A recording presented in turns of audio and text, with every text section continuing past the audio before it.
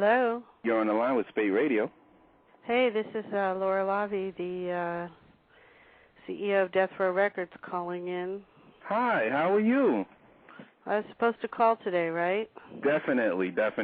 All right, I'm here.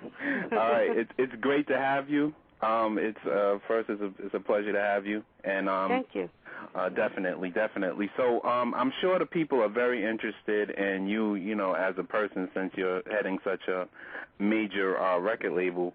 What basically is your background, let's say, before Deathrow? Well, I started in the music business as a very young girl as a musician, and eventually became a writer for Warner Chappell, a songwriter, and an artist on A&M Horizon with a couple cool projects. And I played piano, violin, viola, really bad guitar. But I also had parents who put a premium on education. I was very blessed with a very privileged upbringing, so big-time school stuff. So I've gone to University of Chicago, University of Michigan, law school, blah, blah, blah, all that. And some people will say it's, I guess, a Renaissance thing. Others will say I'm just left and right brain oriented, both. But I think I'm just sort of like a Forrest Gump in the music industry marching around. I just end up places.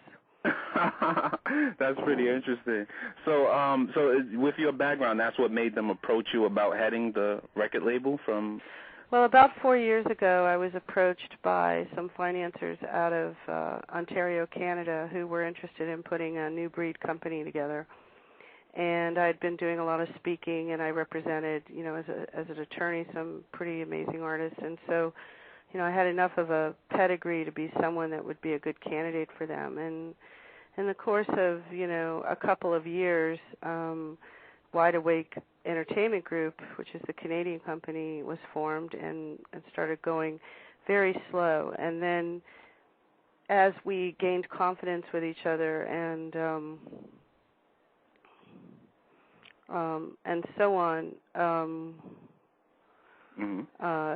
what we found was that we're sitting in a place where, we should probably combine strategies of developing intellectual property entertainment assets from scratch that we own fully and acquisitions that are generating income, because we had our infrastructure together sufficiently. So they asked me to go find something that was making money, which is not so easy to do these days. And so I started talking to my connects in Los Angeles and New York, and one of our colleagues, Vijay Chandran, who's a private banker and owns a company called the Covery Group that does a lot of financing for entertainment.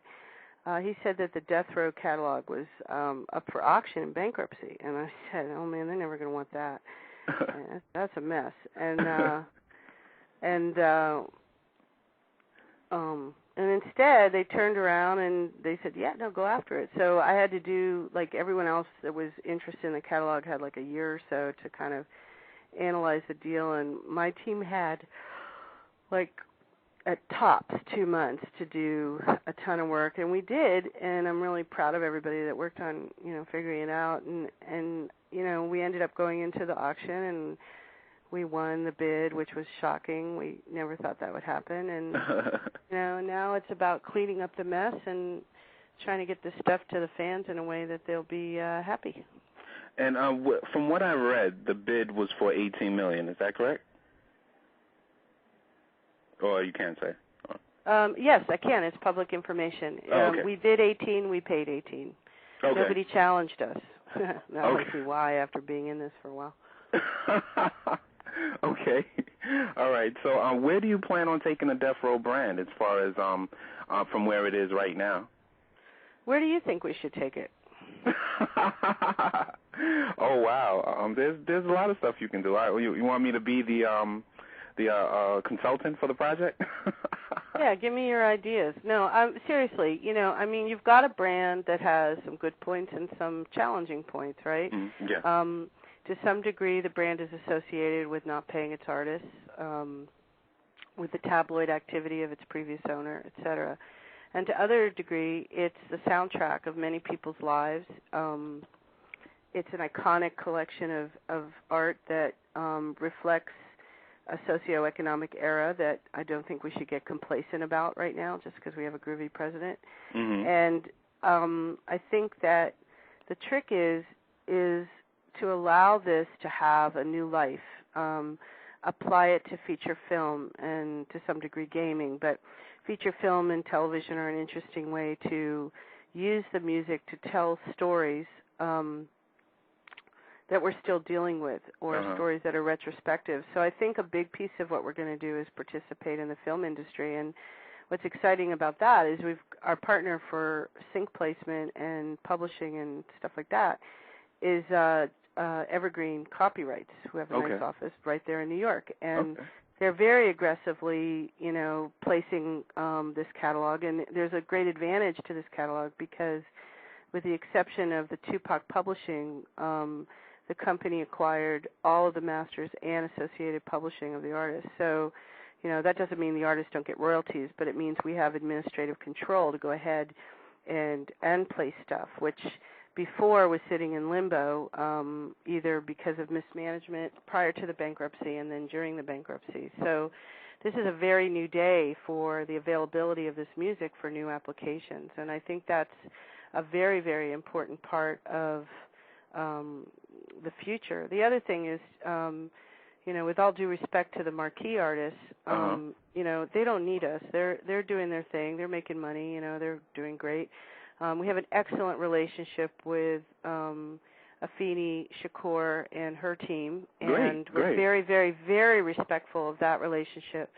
I thought it was going to be the hardest, and it's turned out that, frankly, it's a bunch of women running that thing, and, we all get along really well, and we get it. We're all respectful, and we're all thinking through the problems together, and we've made more progress in working together than with anyone else, and it should be instructive to the other artists that we actually are putting our money where our mouth is. And one of the things, but with the other artists, we're meeting with a lot of resistance, both the marquee artists and the more core audiences, the dog pound folks and stuff like that. And, the challenge is because of the sins of the prior management, some of the market valuation, just in terms of straight sales and so on, isn't where it should be given the quality of this music and the iconic value of these producers. Like someone like Daz is incredible, the work he's done. Definitely.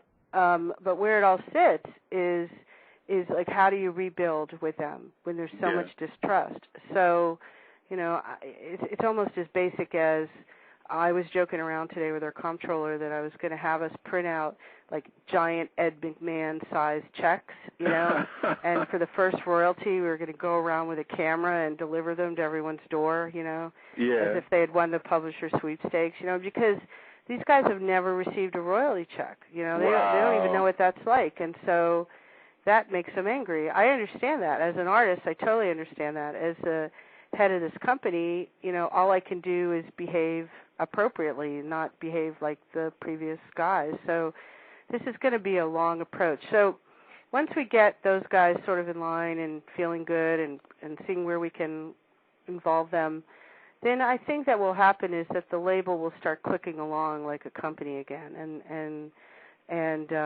people will feel good about Deathrow. But I also know that we're going to have to branch out and create new applications for this music, and we have some graphic novel ideas that we're shooting around, and film ideas and gaming ideas, and Apple apps and different things, because